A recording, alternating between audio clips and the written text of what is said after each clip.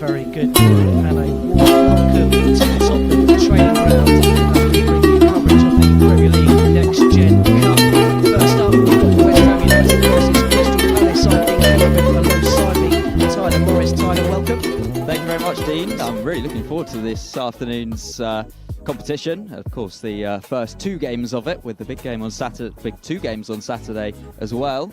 Well, we can see the two teams, they've been warming up on the spare pitches, but I say spare pitches, there's a plethora of pitches here on the training ground. The two teams, Crystal Palace and West Ham United, lining up, ready to be welcomed onto the pitch by referee Kirsty Dow. And it's going to be a good one. Two young teams, two bright academies. Crystal Palace and West Ham United, famous, of course, for bringing youth through the system up into the first team. We should see a mixture, certainly from West Ham, of some of their under-23s as well today.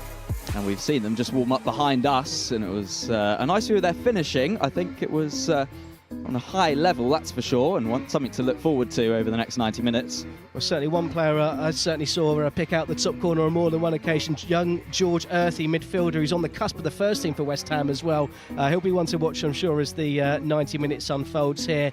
But just ahead again, let's run through the two lineups.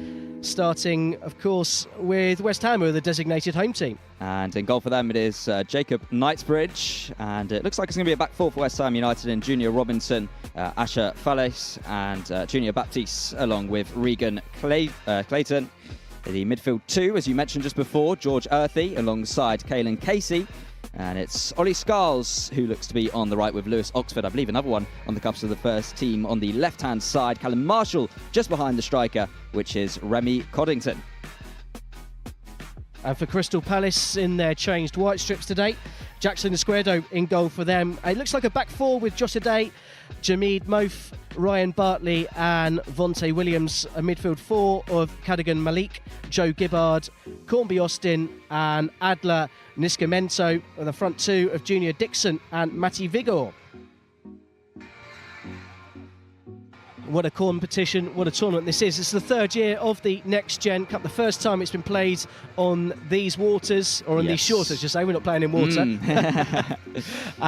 So competition that's kind of integrating with the IPL, the Indian Premier League, and the the SPL, it's not the Scottish Premier League, the South African Super Premier League. And we're delighted that Kerala Blasters are here, and they'll be playing Tottenham Hotspur in the second game later. Just after. Yep. So the referee just going through, Kirsty Dow just going through with the two captains. How are you feeling? What's your expectations for the game today? Well, I'm looking for some high quality for sure with the West Ham side. As you mentioned, of course, a lot of the players in the under-23s, not just the under-18s, and moving into the senior squad. And it'll be interesting to see those couple of players who are moving up towards the senior side, Lewis Orford, along with George Earthy, to see if they stand out amongst their other teammates this afternoon.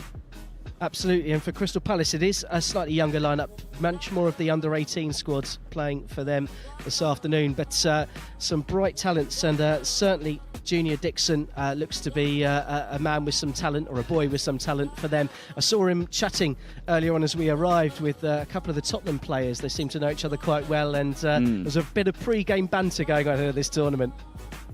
Well, I know if you're speaking about Junior Dixon that he's a two-footed player up top, and I wonder if that will cause problems for the West Ham defence. We'll have to see how that unfolds, as it is West Ham who are going to get us underway here live from the Hotspur Way training ground. They kidded you. Oh no, they've tricked it. They've changed it. It's Crystal Palace. It's going to be Junior Dixon, the man whose very distinctive dreadlocks will get us underway in all white.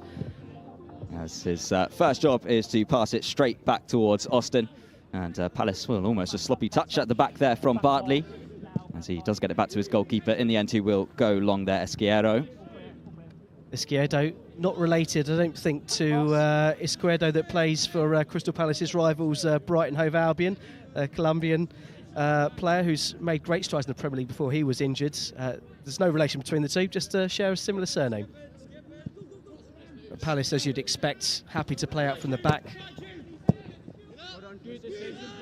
It's a good ball there from Williamson to find the number 9 Dixon, who seems a bit of a target man from these early stages. That's it. He's, you can see he's just nursing a bit of a strap there on his thigh. I wonder if injury will prevent him playing the full 90 here this afternoon. Should just, for those of you just joining us, this competition is split over the London portion and the Midlands portion. So we have West Ham and Crystal Palace, as you can see here, alongside Tottenham Hotspur, the host team, and Kerala Blasters.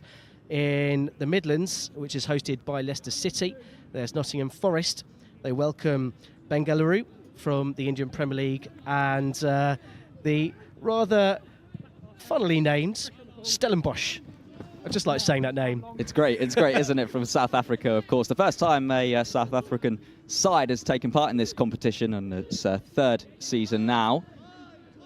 That's it. And it's not just about the teams integrating, is it? It's about the awareness of football, but it's also part of the referees and coaching. There's a lot of integration across all of the clubs involved. Yeah, Mike Riley, the head of refereeing here in England, was saying how important it is to integrate referees from different countries, and what a perfect competition to do so. That's a nice ball out on the right-hand side, and Nascimento looks to get the return and fire one across. Just about cleared in the end there by Ade, although it's coming straight back at West Ham United from their strong, towering centre-back, Ryan Bartley. Bartley. Yeah, he's certainly looks head and shoulders above everyone else. Cross headed away. West Ham just struggling to clear their lines momentarily. Certainly a height and strength advantage for these young Crystal Palace teams. They may lack in age, but they certainly don't lack in physicality. I was going to say the younger side as well. And I was wondering before if that was going to be a key difference in this game. But at the moment, it looks like they've got that kind of advantage, as Palace do have it down this left-hand side, as it's played back to Jamid. And all the way back now to their goalkeeper, Esquerdo. Bit of pressure being applied by Callum Marshall, as West Ham look to try and get a foothold in this game. They haven't been able to as yet. Perhaps they will do here as they come forward after winning it back, but give it away just as quickly though, and now there could be a break for Crystal Palace down the left-hand side. It's Nascimento driving forward. I say that at a slow pace as he does a step over, tries to drive inside, and in the end makes a mess of it. Disappointing. It was a promising attacker originally on the left-hand side. Nascimento comfortable on the ball, couple of step overs coming inside, but just let down with the final pass.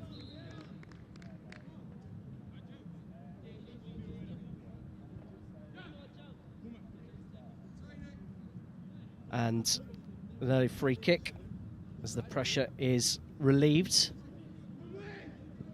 Maybe now this is West Ham's opportunity to build out from the back. And as you say that, I seem to have the curse on me today. Yeah.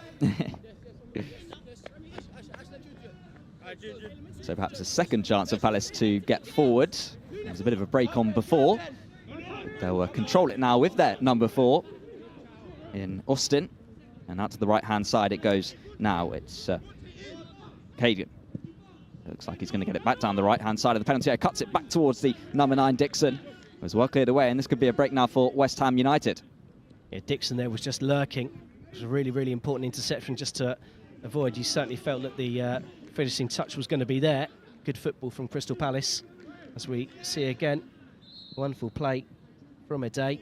Cutting down towards the byline, just cutting it back, and a really important interception. It was Jamal Baptiste, another one of those players who's really made a name for himself in that under-23s and probably on the cusp of that first-team squad, and we may well see him in the first-team colours at some point over the next season or two.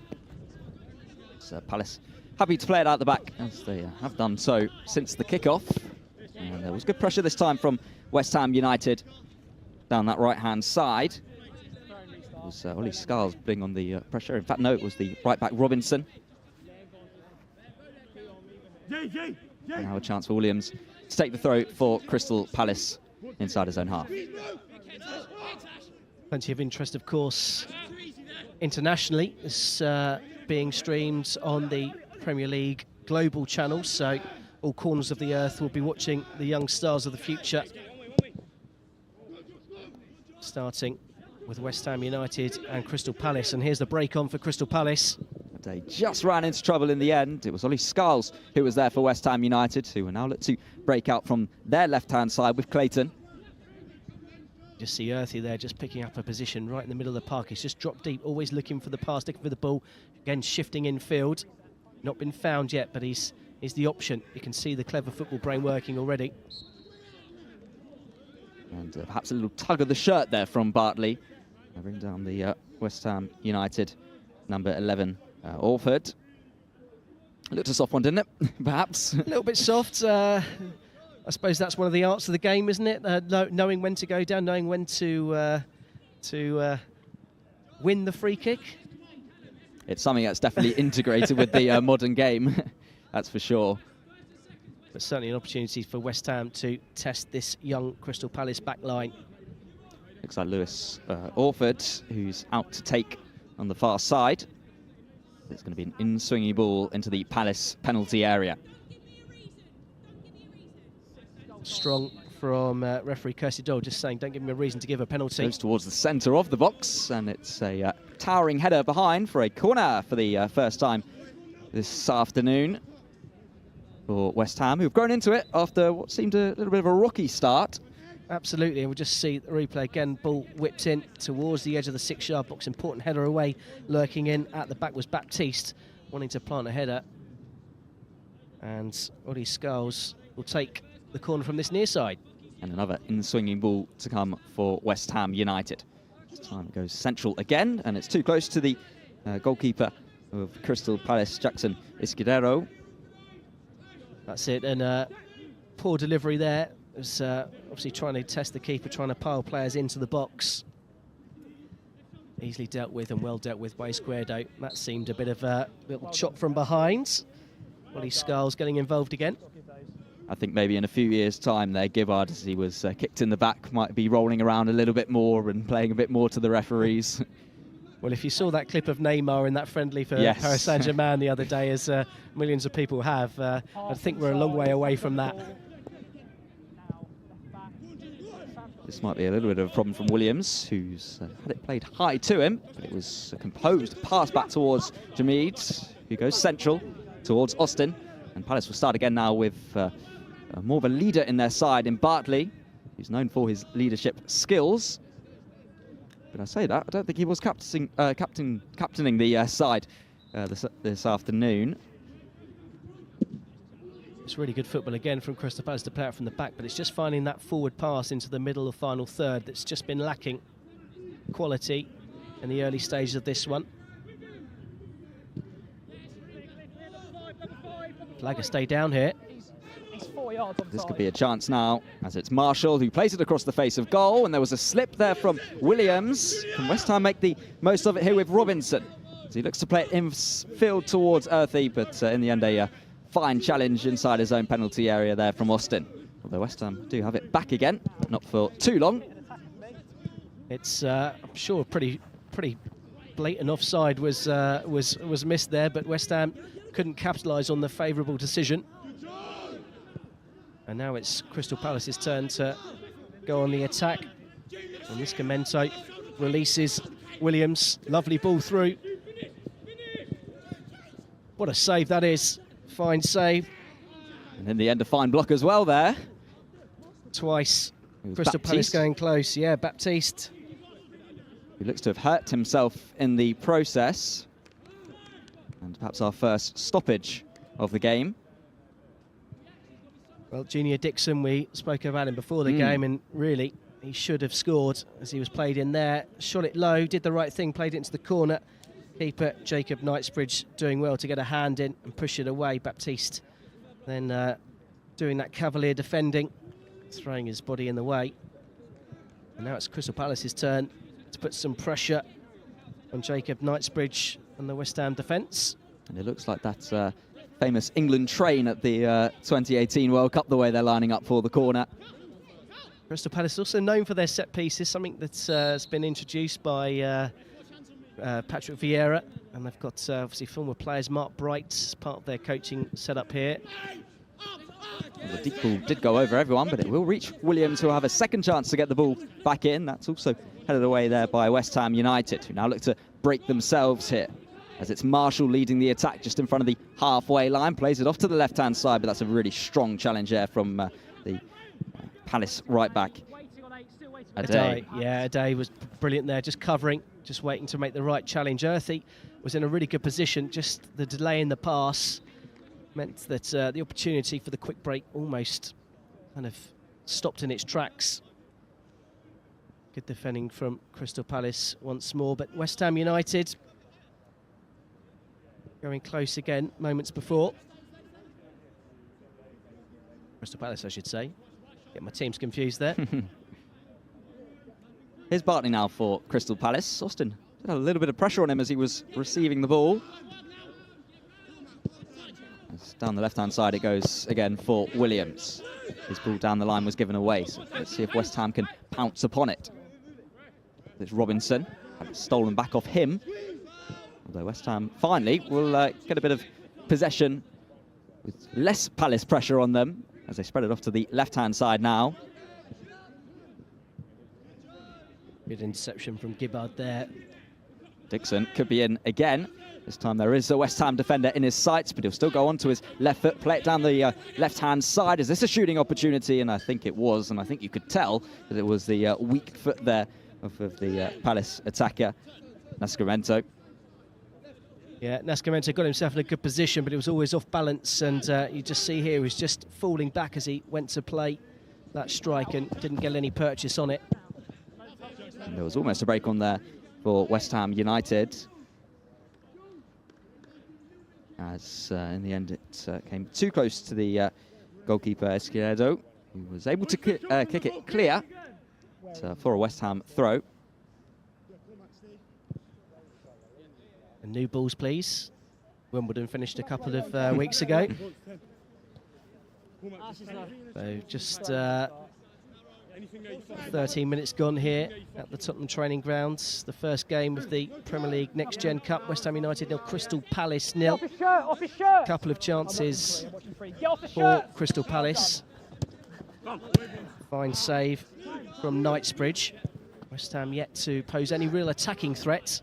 They might do here. And they might do down this left-hand side. It was initially a heavy touch there from Clayton, but he'll keep it, try and send the ball into the Palace penalty area, and behind it goes for a corner to West Ham United, their second of the game. Looks like Orford's going to come across from this near side.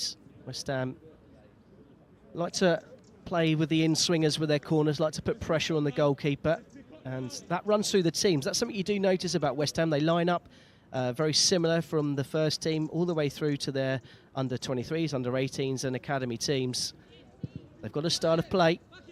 As this one goes deep. It was just too high in the end for Casey, rather. They've got another corner. They're just missing a Thomas Souček in the middle. Yeah, what a header he scored in the recent friendly they had against Luton Town this past Saturday. Once again, referee Kirsty Dow having to have a conversation with, it looks like, Vontae Williams of Crystal Palace and George Earthy of West Ham United. Close in there underneath the goalkeeper. And Skulls deliver the perfect ball this time. It goes deep once more. It's headed back across the face of goal. And perhaps a shooting opportunity on the edge of the penalty area. That's one I would have taken, that's for sure. And maybe that's why you're sitting up here doing the commentary and not playing. Here's Orford down the left-hand side, swinging the ball in, and behind it goes again for another corner to West Ham United. And this time it was Cornby Austin, the right man in the right place to clear it away. West Ham starting to get the ball into some dangerous territory, yet to deliver the killer cross. As Orford will take the next of the in-swinging balls. It goes deep once more. This time it was punched away by the Palace number one. And they'll get to the second ball as well. And Williams will be able to clear long. That could turn out to be a good ball. Especially when you've got Dixon putting the pressure on there as they come forward now with Williams. Can he play that ball in behind? He has done. It's a big chance now for Palace, but it's not quite taken. And for a moment from our angle there, it looked like the West Ham central defensive midfielder Casey was going to knock it in his own net as he was clearing it away. Well, I'm just so surprised that Vigor hasn't gone for goal there. He's got played in just beyond the back line, and he was always looking to make the pass. He pulled himself out wide, and I can understand once he'd got to that angle, Knightsbridge done well to close the angle, but real golden opportunity there for Crystal Palace once more. And they create another now from the corner. They'll copy West Ham this time with an in-swinging ball. Once again, the gravy train. This time, will it come to fruition? It's close to the keeper. It's too close in the end. And Knightsbridge will claim and distribute rather quickly too. I tell you what, that is some throw. That was rather special. Had plenty of pace and power. It was just lucky for Crystal Palace. They had a day coming across to cover once more. I think he was in the wrong sport there. I think javelin perhaps suits him. Or the shot put. Yes.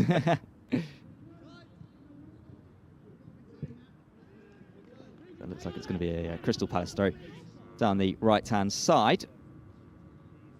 And what I love about these kind of games, you can hear the coaching going on around by the side of the pitch as well. You can hear the instructions being bellowed out from the academy coaches, academy managers. There's plenty of prying eyes here as well, watching on from the sidelines, eagerly scouting the talent of the future. You can even see some of the Spurs coaches have come out early down at the far side. Worth a watch. Absolutely. They've certainly seen some good attacking play from Crystal Palace in the opening stages of this one.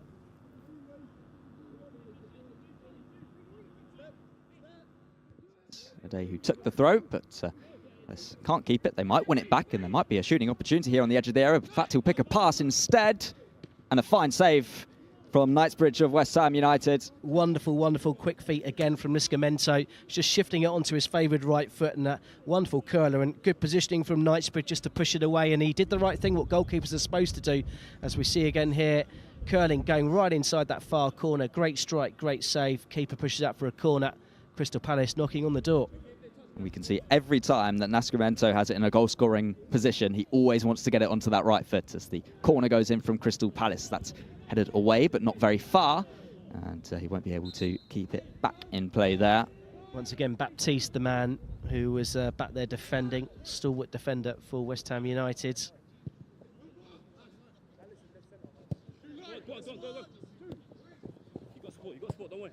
Robertson manages to play it down the line. He can't quite get the return, though, from the flick there from Orford. Surviger plays it towards Dixon. He's moved over to the left from his centre-forward position. Nice calm play from Crystal Palace, not rushing things. There was no option to play the ball in there. Happy just to keep possession and recycle the ball and start an attack on the opposite side. And as I say that once more, straight out of play. But really good defending and tracking back from Williams just to nip in that ball, because West Ham looked to have an overload on this near side, and they were stopped in their tracks by some good defending. Might be a little bit of pressure on Palace centre-back, but he's dealt with it. Yep, Junior Muth, calm and composed. And Dixon take this one down. Oh, he needed two beautiful touches, but it was great. And he plays it off down the right-hand side, and Palace can come forward again as he looks to take on Baptiste now. But in the end, it was one player too many. Flooded players forwards, and they may have an opportunity to put the ball in again.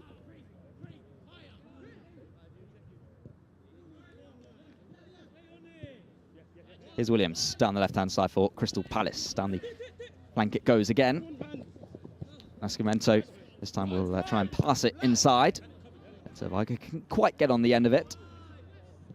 That's a good little flick over the top there from the Palace number 8, Gibbard.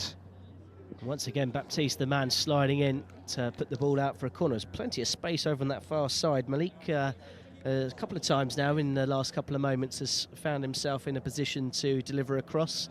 On this occasion, Baptiste, once again at the near post, able to put the ball behind, and a succession of corners for Crystal Palace.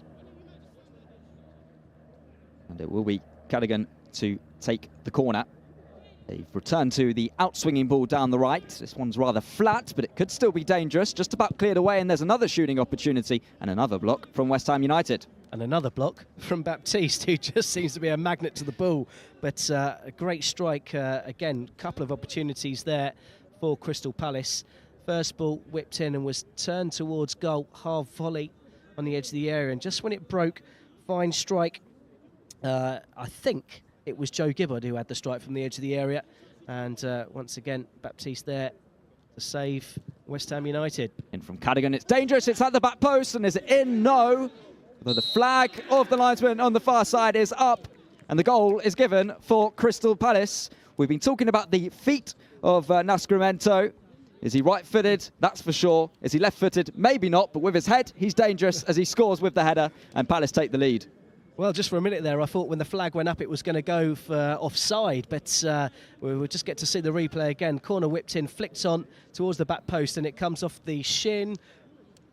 Or the shin, the knee, the thigh bone, I'm not sure. Did it cross the line? So many questions. We need to just clear that one up if we as we see that again, but it won't matter one bit. What certainly has happened this course, there's no VAR here this afternoon, and the goal has been scored by Nascimento for Crystal Palace, and it's they who take a deserved lead here at the Tottenham training ground in the Premier League Next Gen Cup. They almost tried to add another there straight away over the ball over the top towards Dixon. It was well cut out there by Casey. Yeah, there'll be questions on a postcard. What part of the body did Nascimento score with? I think maybe it was more, was the ball over the line? That was a bit of a question mark too. And speaking of two, can Palace find that with this break forward down the right-hand side as it's Robinson. He looks to skip infield. It was a good challenge there from Clayton. But he'll get it back again, Robinson down the right-hand side. A dangerous position, a dangerous cutback, a scuffed effort, and Dixon will chip the goalkeeper, and the flag has stayed down. And it's 2-0 to Crystal Palace, and it's Josh Adair on the right-hand side, the Crystal Palace number 2, cutting the ball back across, and who was there? The man we were talking about. Goal scored by Josh Adair for Crystal Palace, 2-0. Goal number 1 scored by Nascimento. Well, the announcer has credited the goal for Josh Adair, which was very kind of him, but it was actually Junior Dixon with the goal. Nascimento this time, the provider, and very cool, calm and composed. Everyone seemed to stop there for West Ham defensively. Was there a question mark of offside there for Dixon? I'm not sure. West Ham certainly thought so. Everyone was staring straight at the linesman when the ball hit the back of the net. But Dixon has added to Nascimento's first goal, and it's 2 in very quick succession for Crystal Palace here against West Ham United, and they are full value for that lead. And the youngsters at the moment showing no sign of slipping up. Of course, there is a place in the final to play for in this competition. That's played on Saturday. 2 semi-finals taking place today. This is the first of them, the later game between Tottenham Hotspur and Kerala Blasters. As this could be a chance, as the ball was attempted to be played down the left-hand side. It eventually reaches it, and there's an overlapping run. There's a ball across the face of goal, and in the end, was it Williams at the back post, or the near post rather, who came across just to help defensively for Crystal Palace. Orford thought he had a tap in there. Brilliant play from West Ham United, looking for that quick response. Earthy, not surprisingly, involved again. Clayton gets the ball across, and really good defending from Phil. You're right, Mofi was there to put the ball behind. So in goes the corner. Tactical changes, possibly at half-time. Can't imagine anything being introduced before then. So West Ham have certainly been the second best in large parts of this one. They could get away back into it here. It's a really strong and important challenge from Williams, and it might now lead for his side to break down this left-hand side. Nascimento, he try and chip infield. He manages to play one down the line towards Williams again. A little stumble, but still a chance to get the ball into the back post. It's dangerous, and it's clinical from Palace again, who go into a 3-goal lead with half an hour gone at the Tottenham Hotspur training ground. They're in control, aren't they?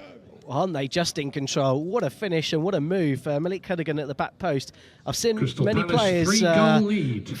Sort of freeze under that, get the was it the rabbit in the headlights? But he was calm and composed and volleyed it into the corner with absolute ease. But a simple break. First from Dixon, nice control play outside of the boot pass, and that man once more involved, Nascimento.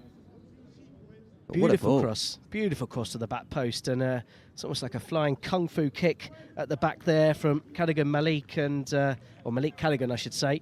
And Crystal Palace have a 3-goal lead here, and very, very much in the ascendancy. And despite Palace being the younger side, West Ham United still young themselves, and a lot of them mentally being 3 goals down now. It's a long way back, as they say.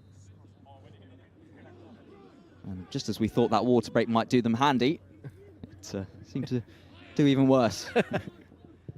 Well, Crystal Palace, certainly every pass is... there's a spring in the step you can see in the players. They're first to every ball. They're first into every challenge. The passes are crisper, quicker. And as we see,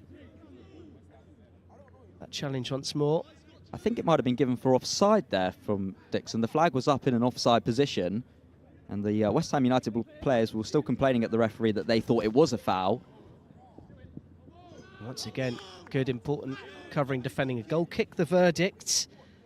And that was Josh Adair doing his defensive duty, sliding back, and Earthy certainly not happy with the decision.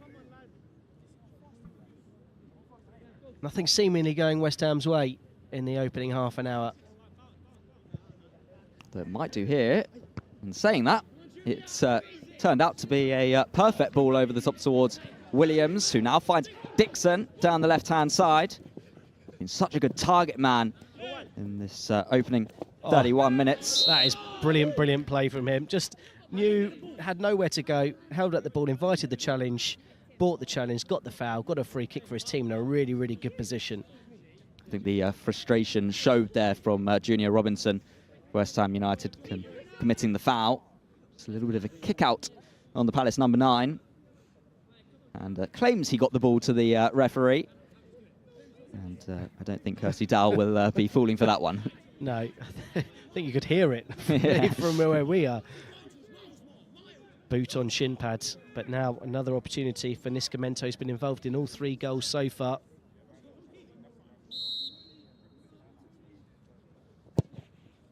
It's deep, it's close towards that top far corner, and there was a touch from the goalkeeper, and it will be a corner to Palace. I tell you, I think that's an important touch. That may well have been sneaking in at the back stick.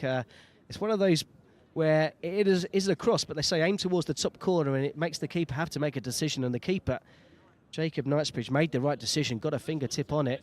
Crystal Palace close to getting a 4th. They might still do so here with the corner. It's an important flick away, but it still will break for Williams. And you could tell it was the weaker foot of the Palace number 3 to send it back into the penalty areas. It was too close to Knightsbridge, who again will show his strong distribution. There's plenty of space on this near side, should Robinson be found. And exactly as you said, but just slightly overhead in the end. That's the first time West Ham seem to come forward in numbers and have space, though. And that's a glimmer of positivity to take, certainly going to the second half.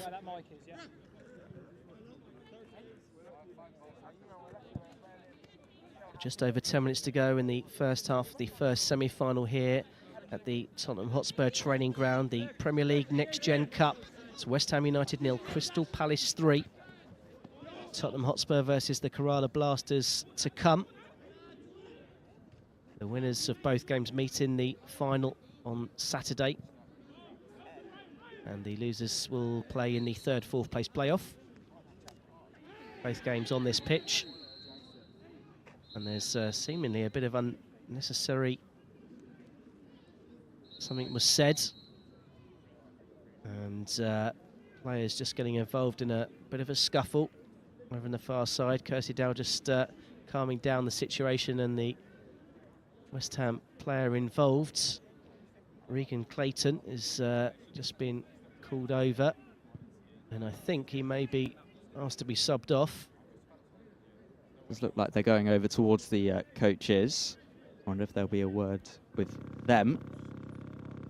Just seemed all from nothing there for how it started. It's the coach just been getting his word in as well. Kirsty Dow just taking control of the situation, and yellow card comes out to both players. Clayton and Austin for Crystal Palace, Clayton for West Ham United. So just intrigued to know what sparked that exchange, really. Again, we get another impromptu drinks break as Water can pull some heads. And it's actually Joe Gibbards for Crystal Palace who received a yellow card, just getting confirmation of that. And play will resume momentarily. So it is a competition. This competition started as a friendly in its first year back in 2019. The next year turned into the competition format, and it's been expanded and extended for the 2022-23 version of this competition. For the first time it's played on English soil. I believe it's the first time it's these kind of age groups that are taking part as well. Was it under 14s, I think, correct, for the first couple of editions? That's right. The under 14s and under 15s competed in the previous 3 versions of this tournament. So when Jermaine Defoe spoke to the players of Kerala Blasters, the side travelling from India for the tournament, he said it's a once-in-a-lifetime opportunity. Perhaps it's not if the under-14s were taking part in the past. They might have an opportunity in the next couple of years. That's true. But it's now that the competition is growing and expanding, potentially make the most of it. I think that's the message.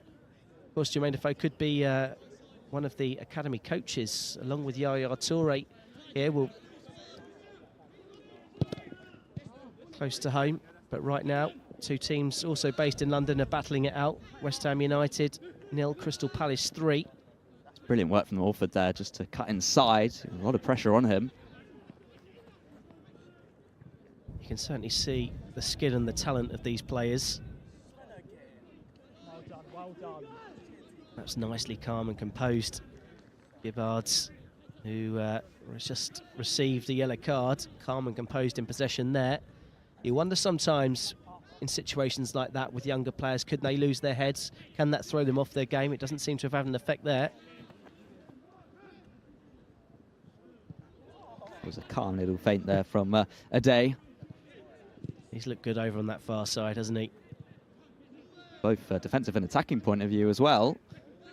Played a big part in that second goal as he looks to play one over the top for Dixon. A rare mistake from Baptiste there. Just about recovered and managed to play the short ball to the left-hand side as West Ham United win themselves a free kick now.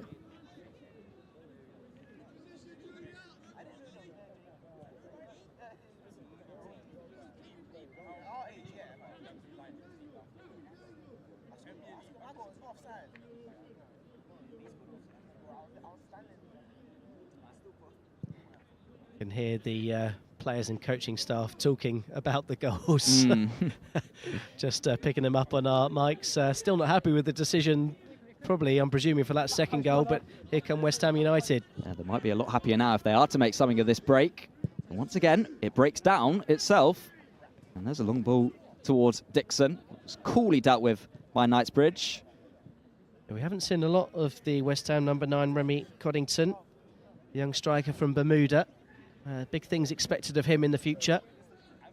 Of course, he's one of the only players in this competition to play for the senior team, internationally that is.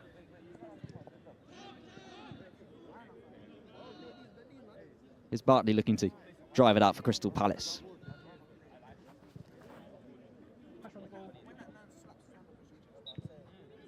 Once again, nice, cool, calm and composed as Crystal Palace look to break again on the far side.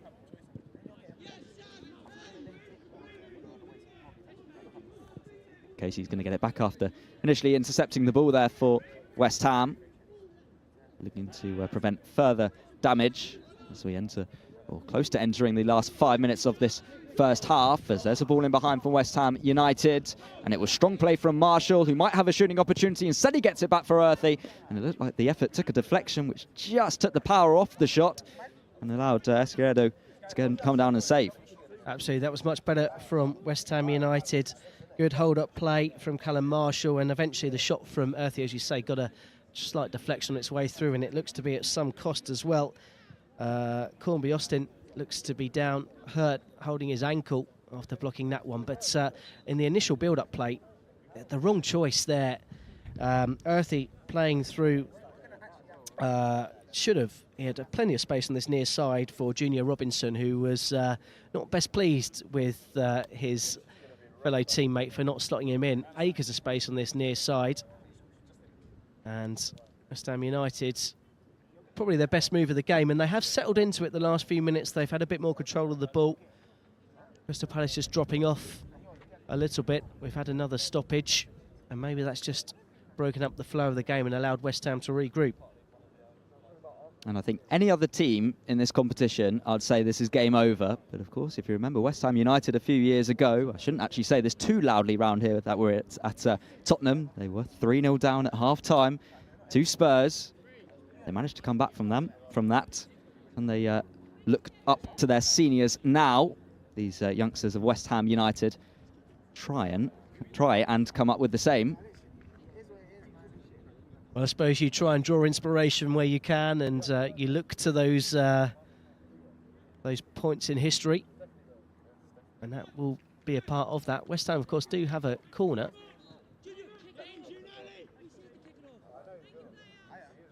Of course, sportingly, they give the ball back to Crystal Palace. I think Palace just thought that it went out for a goal kick, but the ball was definitely in play because they did have to give the ball back. That was cool play from Casey to get it back to his goalkeeper. And this is Baptiste now for West Ham United. It's drilled out to this near side, although not flicked on too convincingly by Falaise. Yes, he wasn't best pleased with his choice there. I won't repeat what he said, but the result is a throw-in for Crystal Palace, as quite a few of the Tottenham Academy players are now making their way, getting a first pitch side glance down to our left-hand side. Of course, we'll be seeing them about 1 o'clock, is it, as they play Kerala Blasters in the second semi-final of this London edition, of course, with more games being played up in Leicester. Just a moment ago, excellent strong play from Jameed Moth for Crystal Palace. He's just held off the grabbing of Callum Marshall and didn't let it faze him, kept hold of the ball and made the right choice with the pass as well.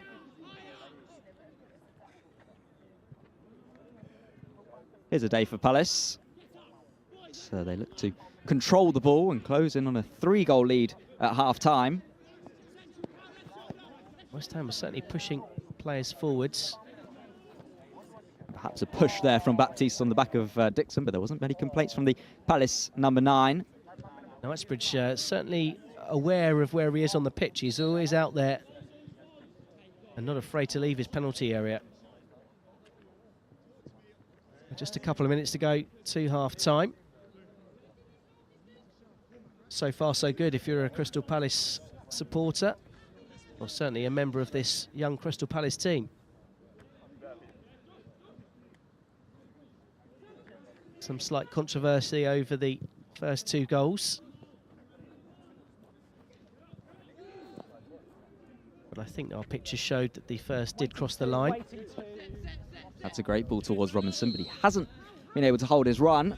And the flag is up. And I was going to ask you, Dean, when you get to a stage of 1 minute before half-time, you're 3 goals down, is it worth at this stage of the game to really try and go for it at the end of the half, to try and pull one back? It's not something we generally see, but I could see the merit in just trying to get yourself that glimmer of hope. Normally what happens is straight after half-time you go full guns blazing, but they could well get themselves a foothold back into the game here. Strong header away there. Once again, Mofi.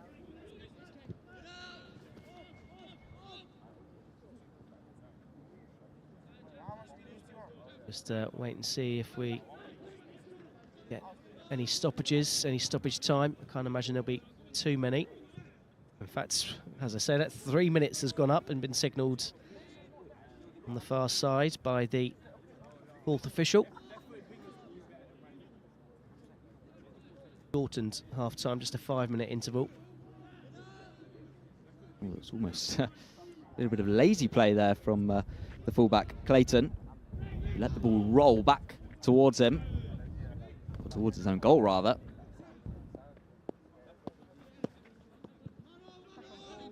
And here's that West Ham pressure late on in the half.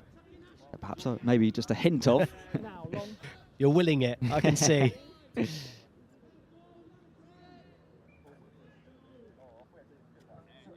The clever piece of play from Gibbard, just dummying the ball.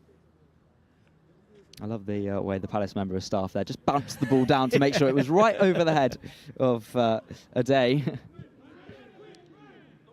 You're not surely suggesting any time wasting is happening in the of final course minutes not.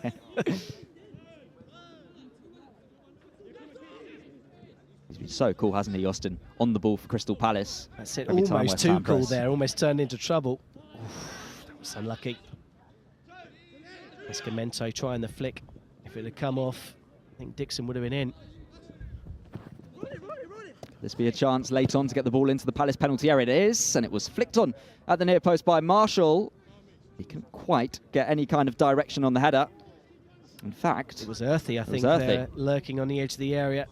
Again, it was a ball in. It just wasn't the right type of ball to be able to direct it on target. Just span off the corner of the head of Earthy. But West Ham will certainly go in at half-time.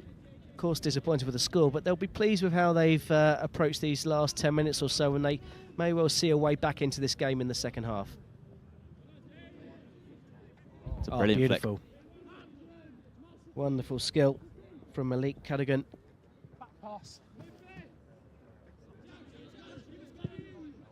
Williams has been good in dealing with these balls out to the left-hand side so far. And coolly done once more. And perhaps one last late Palace drive forward in this first 45. As it's the first of the goal scorers who was centred across, but too close to the goalkeeper after the deflection. And in the arms it goes of Knightsbridge. Very, very soft appeals for handball down here. Not by the players, but just from some of the spectators who happen to just be from Tottenham Hotspur down here that were calling for handball there. I think he just blocked it rather well. Yeah. But once again, Crystal Palace on the turn of a sixpence look threatening and dangerous. And mostly down on this left-hand side. There we are. That's the half-time whistle. Kirsty Dow brings things to a close in the first game of the Next Gen Cup here at the Tottenham Hotspur training grounds. We'll see you in a few minutes' time. The half-time score is West Ham United 0, Crystal Palace 3.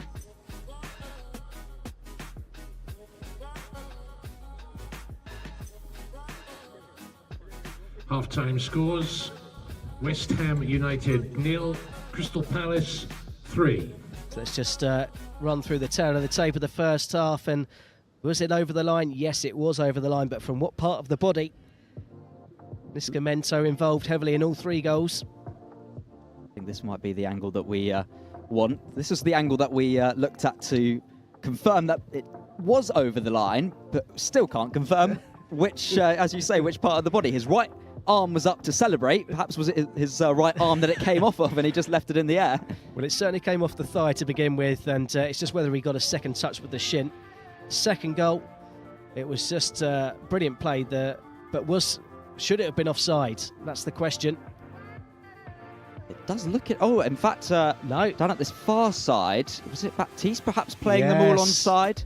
There you go on that replay. Clearly see Baptiste had his hand up, but wonderful, wonderful football. First from Ade, and then the little flick into the path from Niscamento. Wonderful chip finish from Junior Dixon. I wonder if that was a shot there. I think it was actually from Nascimento. He won't say it himself, that's for sure. But cool, calm, composed, and Dixon got his goal. Nascimento again involved in this third goal. So wonderful, quick counter move, as was Dixon. And Nascimento just one touch down the line.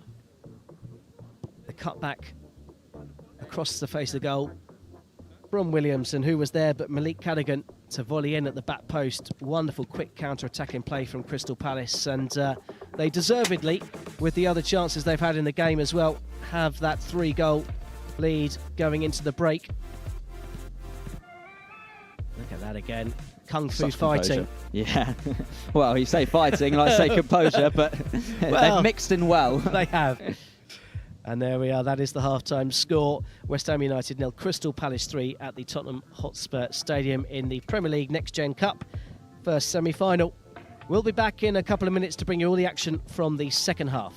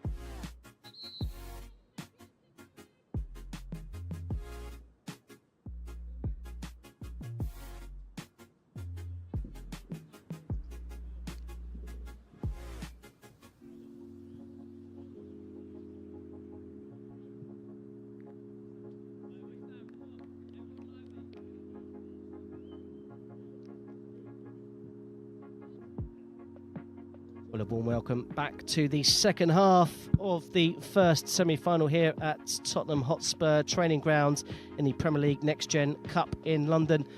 The half-time score, West Ham United 0, Crystal Palace 3, and it's West Ham United that gets back underway in the second half.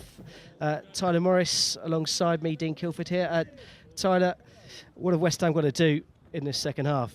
Well, I can give you the simple answer and say a lot, but I think, well, it's always a difficult one when you're behind by so far. I'd say control the ball a bit better. They've given the ball away cheaply on a lot of occasions, but do they have time to control the ball in this second 45? It's going to be interesting how they approach it. Well, certainly has warmed up a bit. The heat might have a factor in that second half. It's very bizarrely, we've been clouded over. It's a nice day. All of a sudden the sun's come out and the temperature has certainly risen. But in this kind of format, there's nothing to lose, or is it a case of do you just keep playing the way that you need to play so that you're following your philosophy and learning and playing that style? You'd like to think in a cup competition, of course, which this is, that it's a case of really going for it because there's a final up for grabs. But it's Crystal Palace who have made the early running in the second half as well. Oh! And they almost did better than the early running. Malik Callaghan on his right foot was curling one, and it took a little touch on its way through. Just see that again. The first shot was blocked, and the second touch, it's actually the keeper's got a really good save on that. Jacob Knightsbridge providing some heroics. That's a second fine save he's made. The keeper there, Knightsbridge, looked like he was, I wouldn't quite say barged out the way, but certainly put off balance for a moment. Well, he was definitely blocked off, and he's feeling the effects. He's walking around rather gingerly. He's had to get himself up into a standing position, and he's there to grab the ball, and hasn't lost any of his arm strength. Exactly. Here's Marshall for West Ham United. It's a brilliant ball over the top. Perhaps did it just slow down Earthy, but he still manages to carry it on down the right-hand side. Robinson was coming in. And just that little awkward bounce just stopped that break in its tracks, and West Ham once again in a promising position, but unable to capitalise. It looked like he drilled the ball out towards the far side, putting a bit of backspin on it, which then stopped the ball from going forward, as you say, and stopped them from continuing their attack. It's another slight delay here. West Ham player, I think it's Earthy, just doing his shoelace up. I'm happy they're not doing a water break again this time, 2 minutes into the second half. Yeah, I said it was hot. I don't know if it's that hot. Wonderful facilities here at the Tottenham training ground. This is one of numerous pitches that we're just getting a light spattering of water from the pitch behind us, which is getting rather heavily watered ahead of, I guess, the warm-ups for the Kerala Blasters and Tottenham Hotspur team that are playing later. Here's Earthy for West Ham United. Left-hand side of the penalty area. Low ball across, and there's one back. There it is. And as simple as that, it's Marshall who played the cool finish towards the left-hand side of the goal. And what a big goal it could be. Well, 3 minutes gone in the second half. That's it, Will. We said just before half-time the importance of a fast start to the second half, and I'm surprised it's sloppy play from Crystal Palace, and Earthy picked out his man, picked out a wonderful, wonderful pass, and as you said, Marshall there, a firm side-footed finish. Nothing Izquierdo could do in the Crystal Palace net, and West Ham do have a foothold back in this game, and maybe that comeback we spoke about in the first half could be on. And as I mentioned, they're in the right place. They're in Tottenham's facilities, the exact facilities they were at when their senior team came back from 3 goals down against Spurs. That was a couple of seasons ago now. And a couple of miles up the road. Yes, true. Back pass, pressure on the ball. That's very good start to this second half. If you're wearing claret and blue, it's sloppy if you're an Eagles fan. Such strong play there from Bartley, who just wanted the ball to roll out, but it never did in the end. And he went to ground rather easily. I don't like to see that. He'd done the hard work. He'd got himself in position to get the ball clear, and then throws himself to the floor rather unnecessarily. Here's a day for Crystal Palace as they look to regain the control on the ball now after conceding early in the second 45. Perhaps they just need a little bit of calm, but that challenge was anything but that. And not given by the referee. I think she was unsighted. I think Nascimento was blocking Kirsty Down's view there. We're looking straight on it where we are, but I just saw the referee having to look round, but that seemed a little bit on the nasty side and unnecessary in, although it's a cup competition, still a friendly cup competition. They're definitely pressing a lot better, West Ham, in this second half, but Palace have done superbly to break that.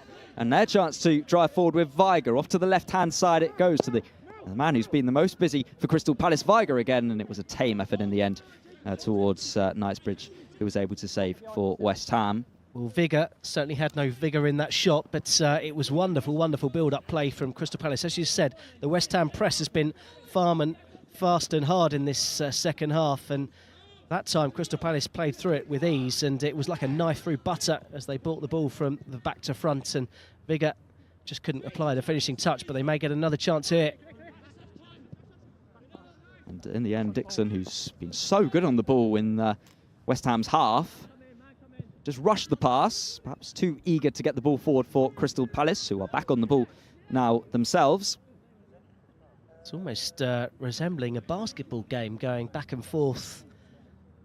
But here we go, we see that replay again. Look at that little flick round the corner and that beautiful touch from Dixon. Gibbards in towards the feet of Vigour, who carried on his run and was found on the overlap. Finished just tame in the end. But just looked like he ran out of steam at the vital moment. Well, he must have sprinted the length of the pitch in about 10 seconds. And he's won it back now for Crystal Palace. Just behind him, though, with the flick from Dixon. Baptiste will now bring it out for West Ham United and get the return down this left-hand side. Just see Earthy again there. Just a soft little pass, nothing flash and fancy. Simple, effective football from him. And he takes up really good positions in the middle of the park as well. Here is Williams for Palace, looking to play it fast and down the line. There was good covering there initially from Falaise. Nascimento with the step overs and then inviting the challenge, and certainly none of the ball and all of the man. Current score, West Ham United 1. It's interesting Goal that scorer, you see Callum not Marshall. much of a reaction with a challenge Crystal like that Palace, compared to the little thing in the 3. first half, which caused the whole bust up. And that's it, we'll just see that again. Little step over, just inviting the challenge. And to be fair to the West Ham defender, he did get a little nick on the ball, but certainly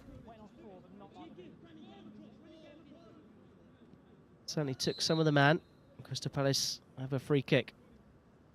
And it goes from Nascimento, who won it, will take it, and it's spilt by the goalkeeper. He was fouled. He was able to claim it in the end, Knightsbridge. And he'll look to distribute it out quickly too. And that's because they've got 2 men over in attack on this far side. And one of those is Remy Coddington. And then it was a tame cross, wasn't it? So didn't beat the first man. Hasn't been too involved, has he? Is there someone down off camera? There is. Just off the ball here, down in just outside his own penalty area. Crystal Palace player. Looks like Jamid, who's down. As we'll look at that. What could have caused the injury was a little arm of Knightsbridge, completely accidental if it was. So it didn't look like he went down from any initial contact, if that's what was what caused it. Maybe his shoulder, maybe if he clashed with the goalkeeper, sitting up and just receiving some treatment. But hopefully able to continue, as we do get another one of those impromptu water breaks. A lot happier team talk perhaps from West Ham this time with this water break to come. Absolutely, and you can see there that Jamid Murphy is back on his feet and jogging to the bench and is going to be able to continue.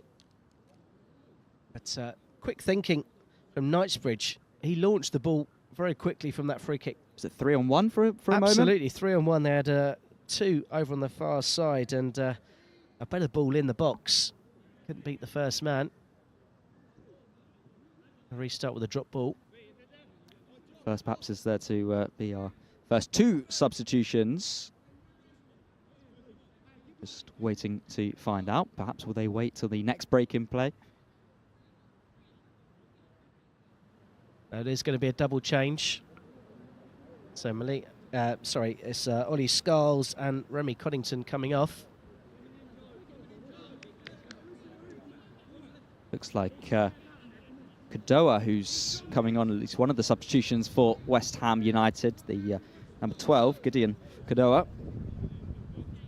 And it is Kelly Patrick for West Ham United who is on as well.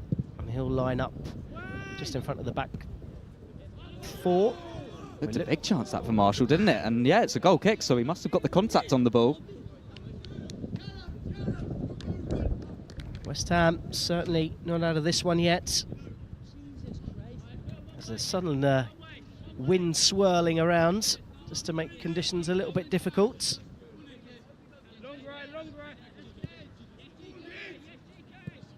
As Palace, going back to how they played in the first half, playing it out from the back. Up to Dixon it goes, who drops into his own half this time. There's a little bit of room now for Williams for Crystal Palace as he looks to go around the outside. In fact, he's found an option, and it's a big chance, and it's a cutback, and it's Dixon, and it's a fine save from Knightsbridge.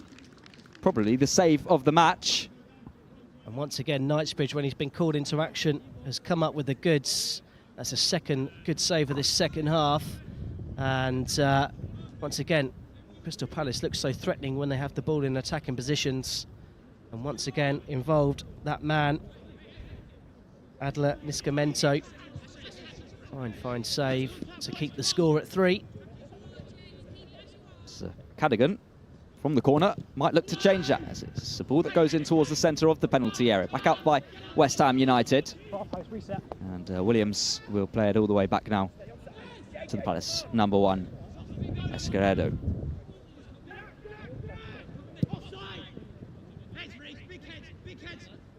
Looked like there was sounded like there was a call for offside before the ball was even kicked. There's that little cushion layoff again as Crystal Palace looked to build an attack. Dixon. Well, it was a chipped finish in the first half that he scored from. That was definitely the right decision. I think perhaps that was more of a cross, or meant to be a cross. It didn't look like it. I think he was caught in 2 minds, wasn't he? It's one of those awkward positions. Do you go for goal or do you strike it towards goal? It was neither here nor there in the end, as West Ham immediately go straight at the other end and goal kicked the verdict. They went long, and Kadoa has looked more of a threat already in the couple of moments he's been on the pitch than Remy Coddington did in his time. Certainly a more imposing figure. He did struggle to get involved in the Coddington for most of that first half. Had a little bit of a spell on the ball in the second. It's a clear push in the back there, not given again as Dixon has the ball for Crystal Palace, or he did. It's a rare time that he's actually been tackled as Robinson has it down the right-hand side for West Ham United. Orford just behind him. Here is the West Ham number 11.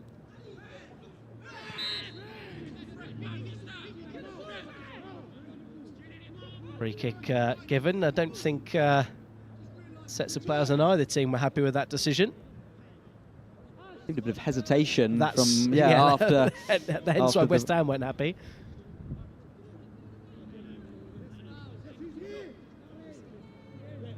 It's Orford who will take this free kick for West Ham United as they look to get their second goal in a potential comeback. As he's going to launch it towards the Palace penalty area. It goes deep. It's headed behind by Dixon, but there was an offside in there. Yeah, I think from the flick on, the flag went straight up.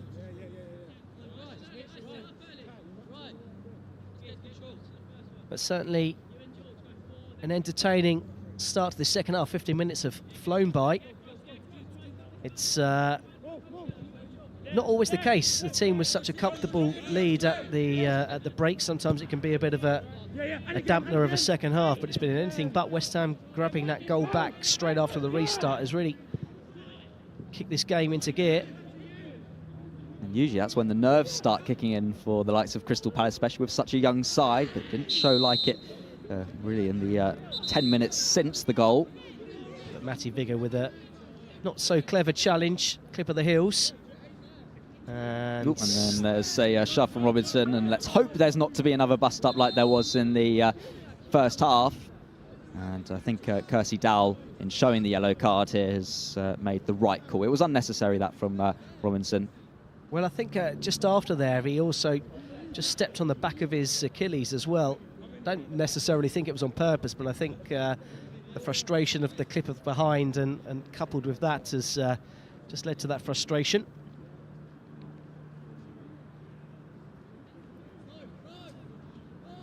Just wonder if the referee, Kersey Dowell, did actually show the yellow card in the end. She definitely had it in her hand.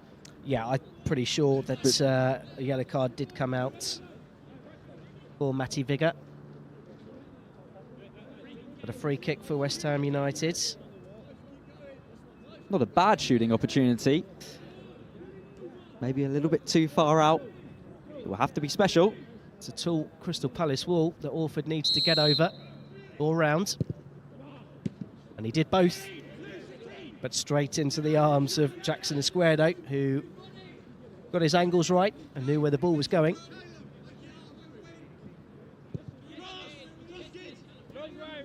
As players from the Kerala Blasters and the Tottenham Hotspur Academy are about to warm up ahead of their game, which follows pretty much immediately after this one's finished. It's good determination there from Nescamento, who gave away the ball, but wanted to have it back just as quick. So in the end, it does go out for a West Ham United throw. And there's the long ball down the line. And Kadoa just giving chase and putting pressure on and winning the throw for his team, and that's certainly what was lacking for West Ham, that intensity in the first half. You wouldn't bet against them getting another goal back in the next 10 minutes or so and making this a really interesting finale. Of course, if the score was to finish level, we will go straight to penalties in this competition. No extra time to be played. I think West Ham would take that at the moment, even though they have been the side on top really for most of this second 45. But they need to get that second goal sooner rather than later. Once again, Junior Robinson in the wars, being brought down, once again winning a free kick. And once again, Lewis Orford will deliver, but this time it will be a cross.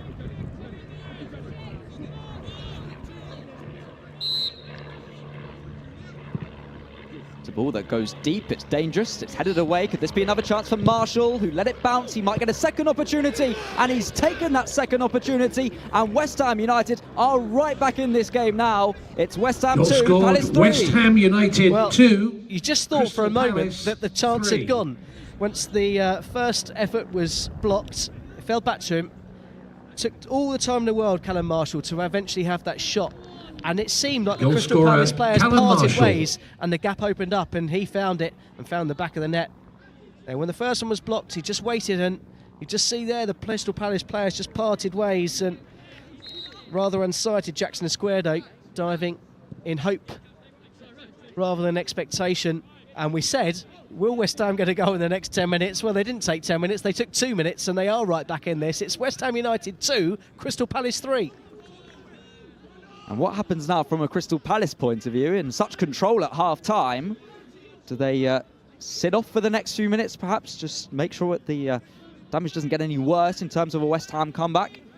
Well, I think if you're Crystal Palace, you've got to play the way that's got you into the position. You've got to go on the attack, and they've had moments in this second half. They could easily have scored a fourth on a couple of occasions, if not for the heroics of Jacob Knightsbridge in the West Ham United goal. And this is where you wonder whether the nerves of the 18-year-olds will start to step in. And a loose touch there from Joshua Dye gives West Ham a throw-in. And these small little errors across the field are just starting to add up, allowing West Ham to keep on building this pressure. And these are errors that weren't there in the first half. Exactly. perhaps now a chance for Crystal Palace to make a move down the right-hand side. It's Cadogan. Yeah, he just ran into the brick wall that is Baptiste. We'll keep on going now for West Ham United, although in saying that, it's your turn to have the commentator's curse. Cadogan again once more down this right-hand side. And you just see Baptiste sprinting back to make amends for his error, and he's sprinted back rather too rashly.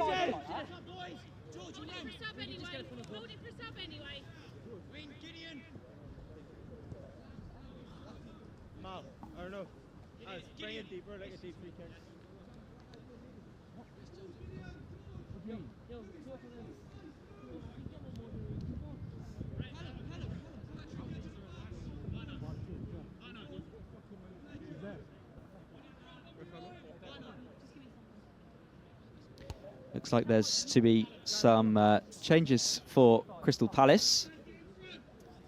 That's the other way that you change the direction of a game. You make some changes from the bench, and they've got 4 seemingly to come on. But maybe they'll wait for the this free kick to be taken. They are going to. Let's see if they can get a 4th as it goes deep towards the back post.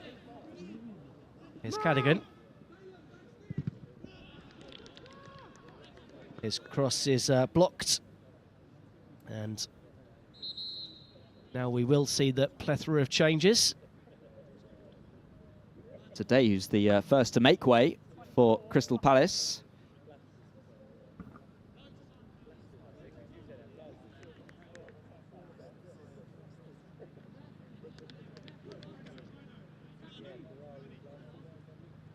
Was it perhaps Jake Grant who was coming on?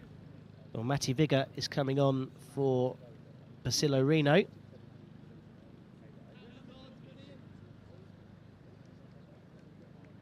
And Jake Grant will come on for Nascimento. Kirsty, 7's over your left shoulder and he's walking.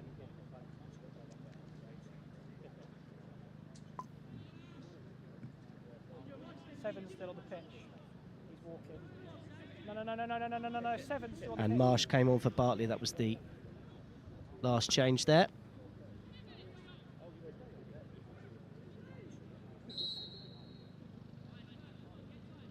The changes coming thick and fast for Crystal Palace.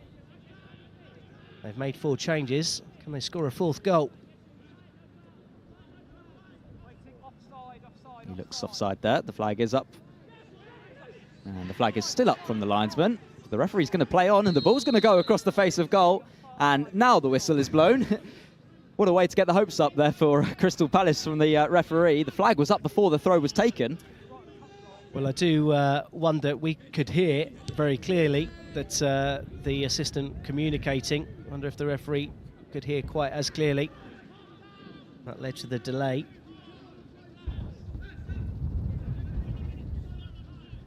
So, the midway points in the second half. West Ham United right back in this one. 2 goals in the first 17 minutes of this second half have given them an opportunity to at least take this game to penalties. That was good work from Zach Marsh, though, to win it back for Palace. And looks like he's won his side a throw too. He was the last of the substitutes. There was many to get through. And Dixon to press on the West Ham United number 4, Casey.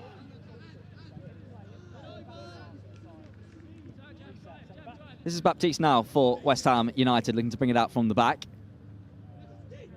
He's going to go more direct down the right-hand side as Robinson tried to leap highest to keep it in play. He did do that, but couldn't find a West Ham United player. So that was a good challenge from Williams. And here is Dixon. He's got runners down the line. So tries to play it through the legs there of Casey. He wanted the free kick, but there was certainly nothing in that one. And here come West Ham. It's Clayton down the left-hand side as he cuts back and plays it back towards earthy. Can he perhaps deliver across? Looks like he wants to just keep West Ham on the ball for now. So he'll get the return down this left-hand side, and he won't get his touch right. And Palace will get themselves a throw. This will be a bit of cramp down on the pitch as well. And just hearing him just take his time. So there's a couple more changes about to be readied. I think Felnumi is about to come on.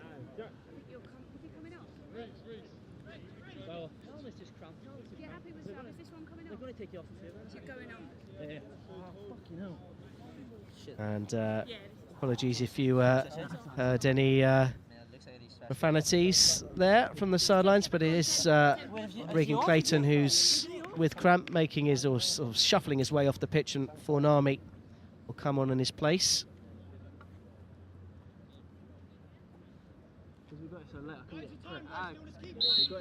And we'll resume with the Crystal Palace throw. Go, go! There's a little bit of pressure there on the Palace centre-back, Jamid. As Williams is now going to have to do his defensive work. Couldn't quite get it clear, and there's a shot towards goal. And they're claiming a touch. I don't think there was one, despite the complaints on the referee, Kersey Dowell. Orford certainly adamant there was a touch from the goalkeeper. It was a vicious strike, was always going over, and Izquierdo was tall, but he's not quite that tall.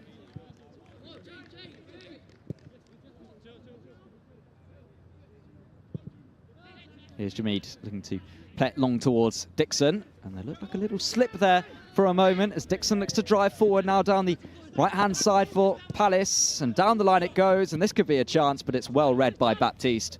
Now, can he get it clear? He can't, but it will be a throw for Palace.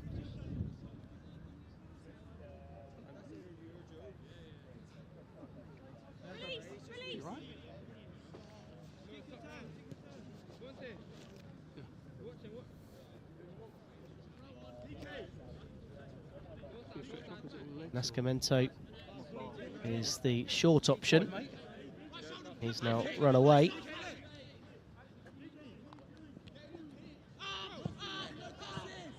Hint of a foul throw. Never seemed to be given. He's clear though. That's a good ball from the Palace substitute. And Williams has another chance to get the ball into the penalty area. It's over the head of Dixon. It's cleared away by the West Ham substitute on that occasion. It was Riggy.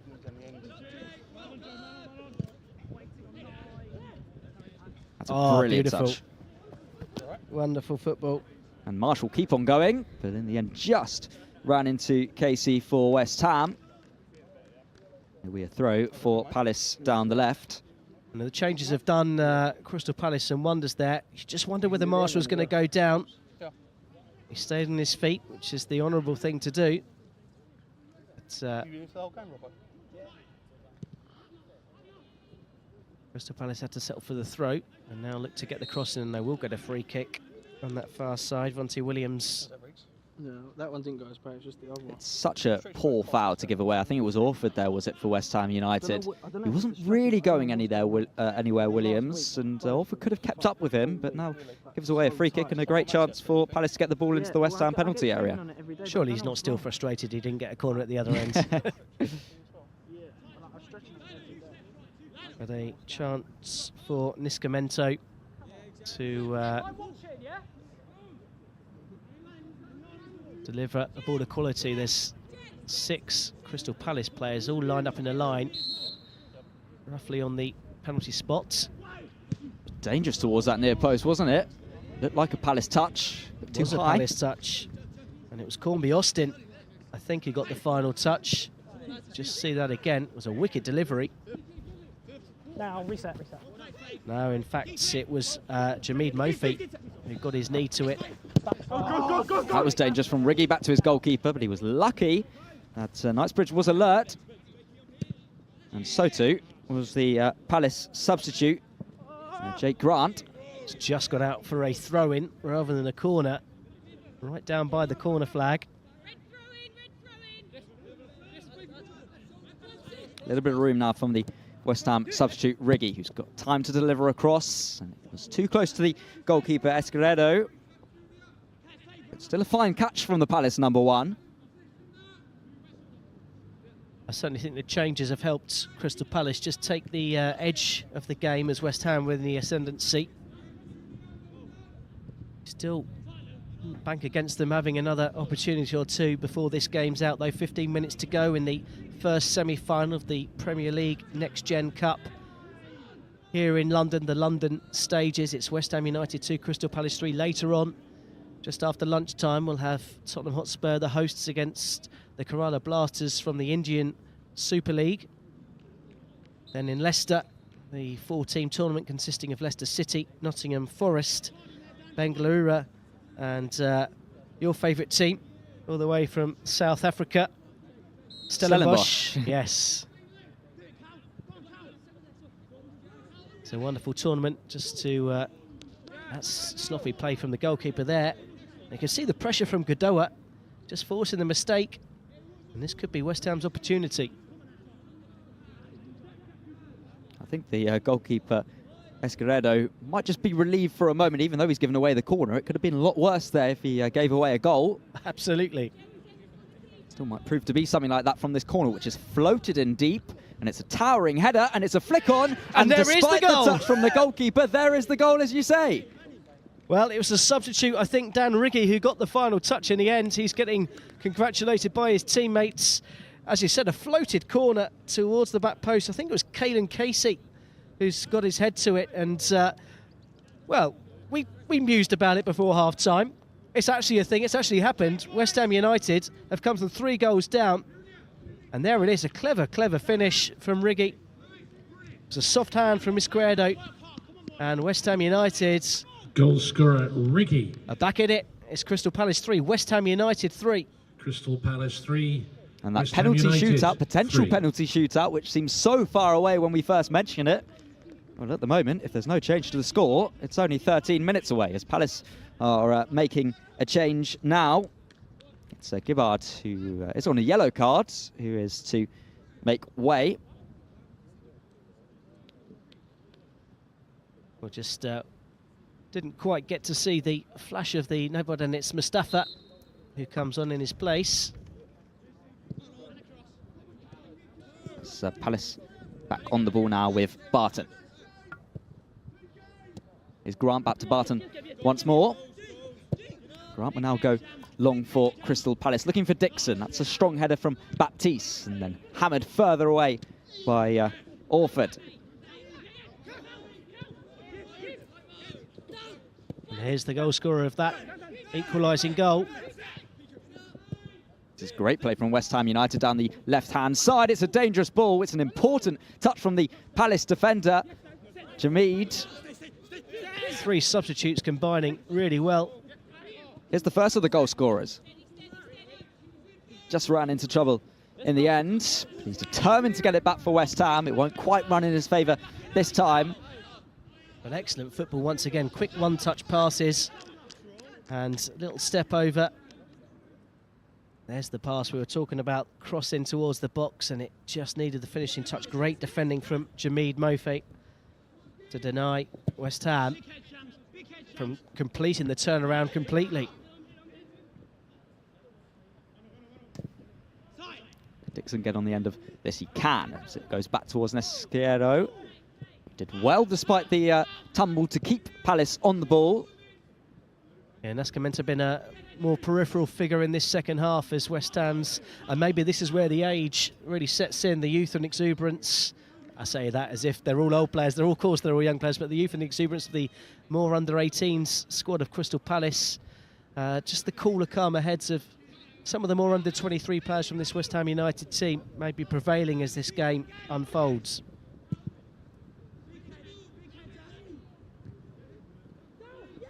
But certainly, these substitutes have made a difference. And as That's I an say important that, tackle, isn't it? Grant with a foot in. There was an old advert with the slogan "Avit." I don't know if you remember it, but that was certainly one of those moments. For any older listeners tuning in this morning. And that's an awful challenge. And that's It's a Renault down on the yeah. ground, and it's going to be a yellow card. Deservedly so, I'd say. absolutely. The Cadigan going into the referee's notebook. Sorry, Cadigan, sorry. It's Lewis Orford going into the referee's notebook.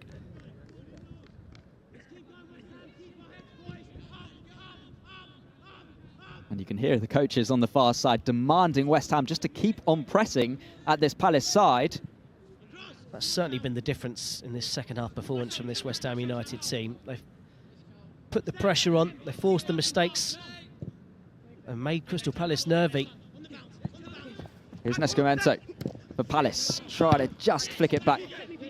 In the end, West Ham United get it clear, but not very far as Palace look to come forward again themselves now, as it's a brilliant drive into the penalty area. And it was Renault who kept on going and going, but too far in the end and too close to the goalkeeper, Knightsbridge, who was able to pick it up. You just see there, he was just having his arm pulled. I just wondered if he made the wrong decision in trying to carry on through. This is good football again from West Ham United. Space for Funomi.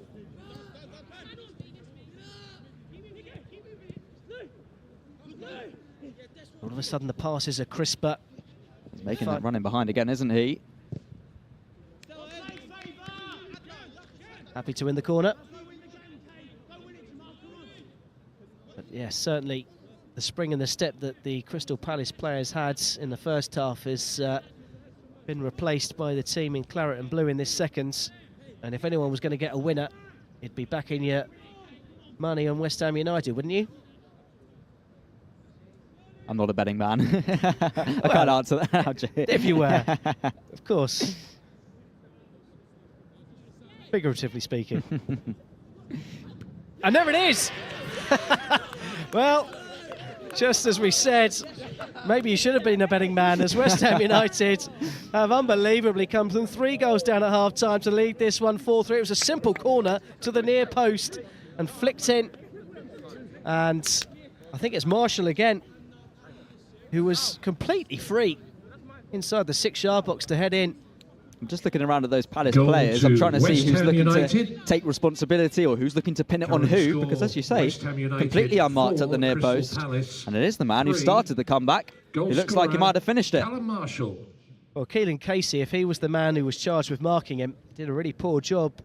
He threw a foot at it, but Callum Marshall has got his 2nd of the afternoon and West Ham's 4th of the afternoon. And 40 minutes ago, we didn't think we'd be saying this scoreline. It's West Ham United 4, Crystal Palace 3 in the Premier League Next Gen Cup. And it's West Ham United who will look now surely the favourites to be going into Saturday's final against either Tottenham Hotspur or Kerala Blasters.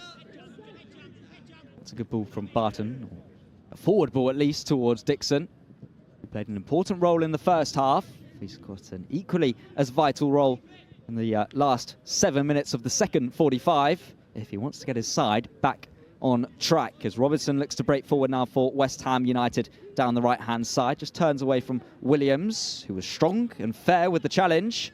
That's really solid defending from Williams. I like that. And the fullback just stood his ground, knew when to put his foot in, didn't buy into any of the trickery. He brought down there Dixon. Was the ball won by Robinson? It's not going to matter because Palace are going to play on here with Marsh. And Orford doing his defensive duties there for West Ham United. And strongly so. That's right, good defending from both teams there. Crystal Palace with just over 5 minutes to try and find an equaliser. How they'll rue those missed chances now. As the 2-12s came into battle. And it was the West Ham number 12, Kadoa. Oh, I say won it, but he's kicked it straight out for a Palace throw, so maybe I won't go down that route. Well, he's certainly made a difference since he's come on. His presence certainly matched Dixon's presence for Crystal Palace. And once again, West Ham players pressing and trying to force the issue. And eventually forced the mistake. That time it was Basilio Reno. And I was just looking around at the Crystal Palace body language as that ball, or as that unforced error was made. every single Palace player on this near side with their head down completely, moaning at one another. And you can imagine why they're frustrated, and well, it was almost shown there with that little shove from Barton. Rash, they call it, I think. Yes.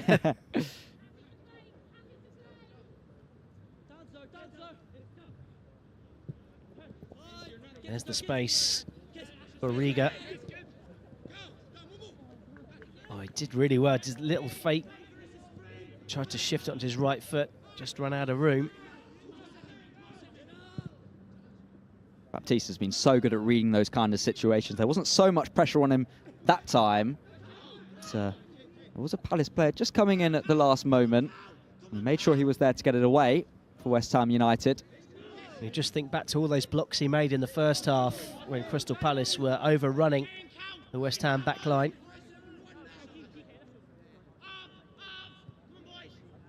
And those coaching staff of West Ham United still demanding for their players to get straight back up at Crystal Palace. And they are. They're listening. And Well, as it a looked like just one player was listening for a moment. It was just Katoa.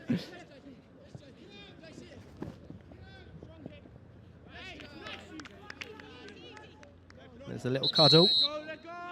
I think that's what I think there's a cuddle between Grant Let's and go with that. Let's go with Knightsbridge, that.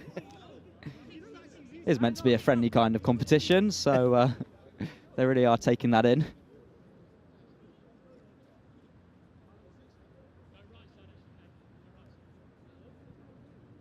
Well, what do you take from this game? From both teams, really. Well, I think Crystal Palace, there's a lot of positives in terms of their quality because of what they showed really in the first 45. Is it perhaps the physicality in terms of stamina and keeping up for a whole 90 minutes against a older West Ham side, which has perhaps let them down in the end or might prove to let them down in the end. But of course, there's in a lot of cases 3 years still to develop for these Palace players before they get to the age of some of the West Ham ones, and the quality's definitely there. So I wouldn't say it's anything concerning for Crystal Palace if you're looking from a senior point of view for their future. Certainly positives for both teams. And things to work on. But that's the point of youth and academy football. It's to learn and improve. I always say, if ever I'm teaching, which is something I do as well as this, I always say, if you know it all already, then there's no point you being here, and that's why these players are in the academy and not in the first team.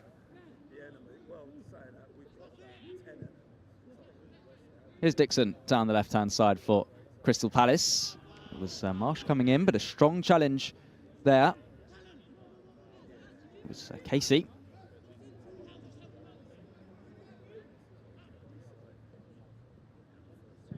Have Crystal Palace got one last threat on goal in them? It's a tame header from Niscimento. Well, they're claiming for a back pass there, was he, Dixon, for a moment. I'm not sure what he was complaining at. Well, I'm not sure if it's It couldn't have been a back pass, but... I think it's because he already had the ball in both hands Ah. and then dropped it and picked it up again, which you're not allowed to do, but not sure if the keeper actually did place both hands on the ball. Here come West Ham again.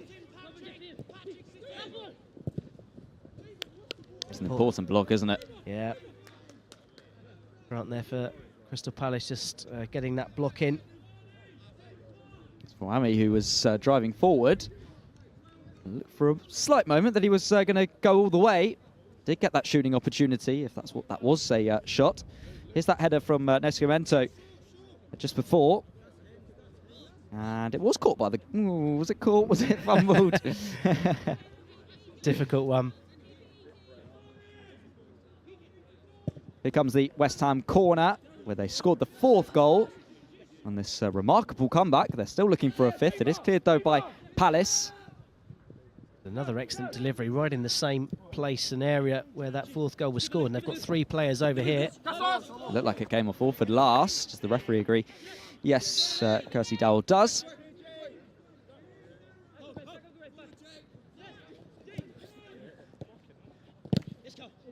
As Marshall keeps the pressure on for West Ham United. Riggy.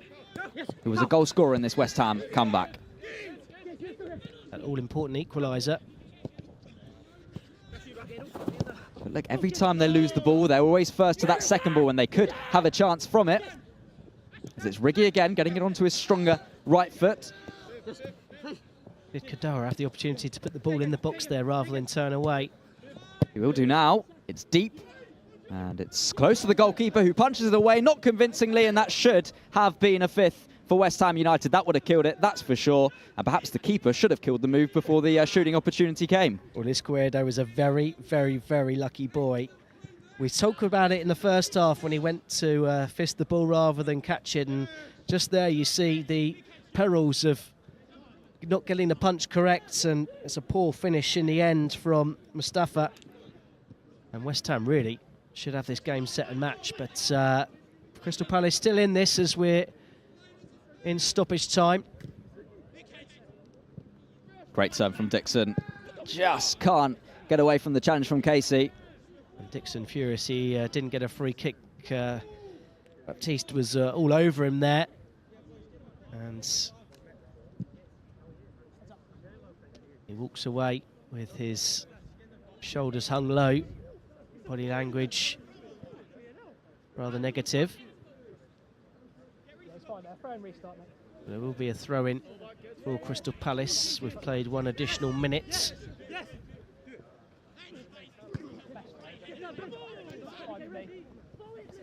It's West Ham who have possession. Great ball out to Riggy, that There's was. a man over on the far side if it can be played there. Oh, it should have been. It was just wide. And Junior Robinson, who hasn't stopped running all game, really should have put the finishing gloss on this comeback for West Ham. Look, for a moment as he was driving forward, that he was caught in two minds. You can see Marshall at the back post there. He might have wanted a pass. That would have been a hat-trick, I believe. Yeah, Marshall with the first and fourth of West Ham's goals in this remarkable second half comeback. It's good play from Williams. And this is a chance for Escamento, who went down rather easily looking for the free kick. And it's a good decision from the referee. And now West Ham can break. They've got a man over again. Just couldn't find the right pass to Orfords. Can Crystal Palace fashion a chance in these closing stages? Not if they give the ball away like that. Marsh had no chance of keeping that in play. Just about 30 seconds or so left in the first semi-final in the Premier League Next Gen Cup. It's West Ham United 4, Crystal Palace 3.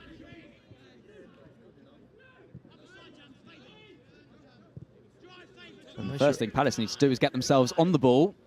At the moment, it's West Ham coming forward from the left-hand side.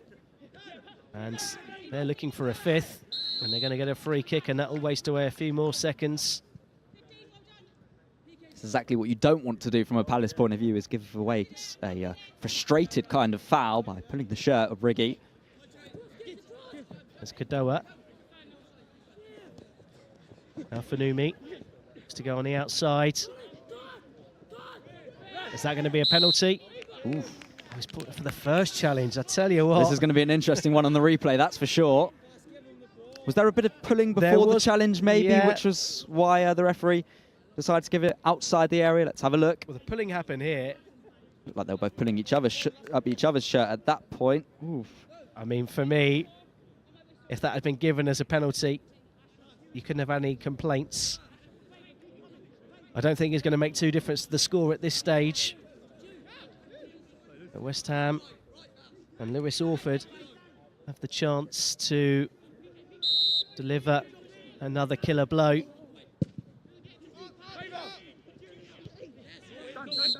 Ooh, Dixon's not going to be happy about that. He was perhaps leaning in on the back. leaning with a slight push. But once again, another delivery that was really testing the back line of this young Crystal Palace team. They dealt with it well. West Ham just keep on pressing, don't they? It's like a swarm of bees. They're everywhere, seemingly. And now all eyes are on the referee, Kirsty Dow, to see when she'll blow that final whistle.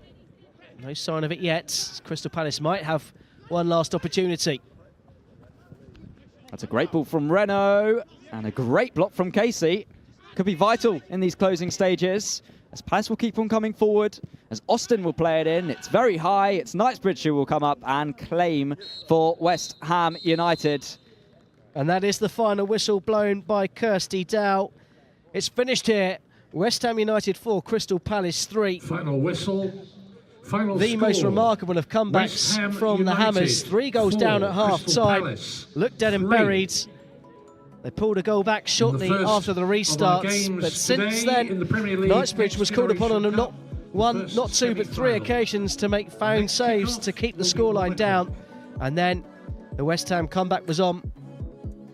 Marshall with a double. A goal for Alford and one for substitute Dan Riggy. Have completed the finest of turnarounds, and it's West Ham United who will play in the final on Saturday of the Premier League Next Gen Cup. Who they'll face, will they'll either face Tottenham Hotspur, the hosts, or Kerala Blasters from the Indian Premier League. That game coming up very, very shortly as we go through the highlights of this one. Well, there's the first goal. It did cross the line, and it was Malik Callaghan with the finish. We think via the thigh.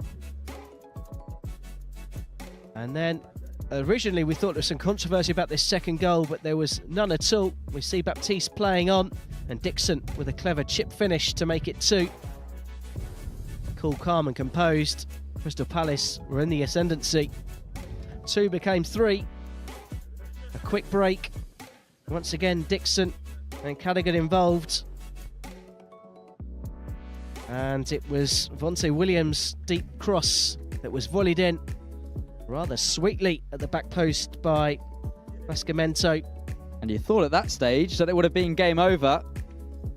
Well, you certainly would. We joked about a West Ham comeback, and maybe it shouldn't have been a joke because they meant business in the second half. They got things underway right at the start of the second half.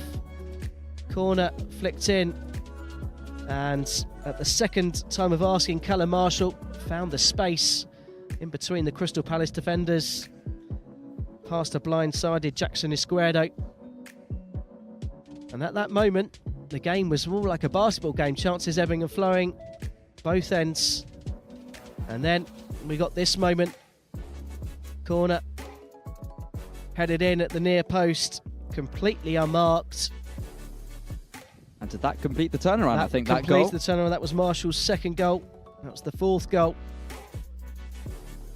And West Ham United march on to the final of the London portion of this Next Gen Cup.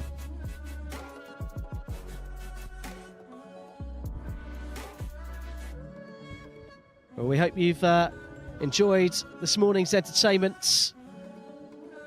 West Ham United through to the final, where they'll face either Tottenham Hotspur or the Kerala Blasters in the 2022-23 Next Gen Cup. I've been Dean Kilford, alongside me, the fabulous Tyler Morris, and you've been listening to the Premier League Next Gen fixture between West Ham United and Crystal Palace, where it's finished West Ham United 4, Crystal Palace 3.